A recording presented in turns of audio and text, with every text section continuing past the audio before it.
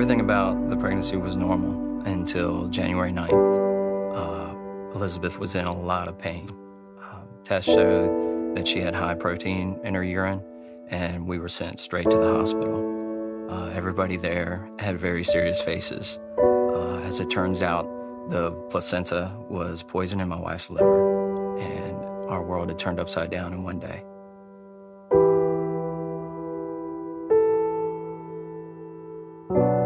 The doctor walked into my room and delivered the most devastating news that I've ever received.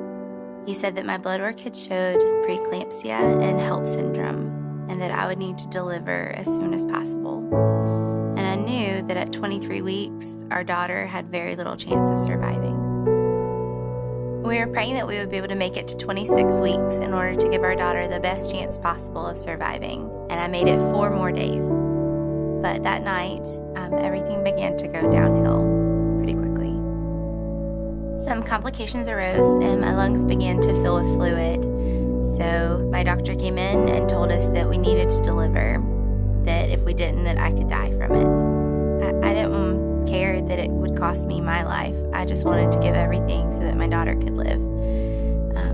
But it all came down to that either we would deliver or we would both die. She only lived for 45 minutes. She was held and loved her entire life. She never felt pain or heartache. All she ever felt was cherished, because she was. I was holding Bella when she died. I had to hold to the fact that all things are from Jesus and through him and to him. And I had the amazing privilege of handing my daughter back to Jesus. He never promised me that life would be easy. He never promised me that I wouldn't have problems. He never promised me that storms wouldn't come. What he did promise me is that he would be with me through them all.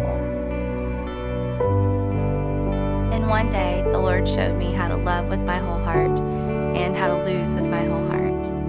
And there was this one morning that I was praying and I was crying out to the Lord, asking him why we were in this, why we were feeling this. And the Holy Spirit very gently and quietly whispered into my heart, I know how you feel. I watched my son die too. And so in that time, I surrendered to the pain and realized that he's with me through it. Bella never belonged to me. She always belonged to Jesus. No matter how shaken up things get, no matter how shook up we got, every storm that we would go through, he was always there with us.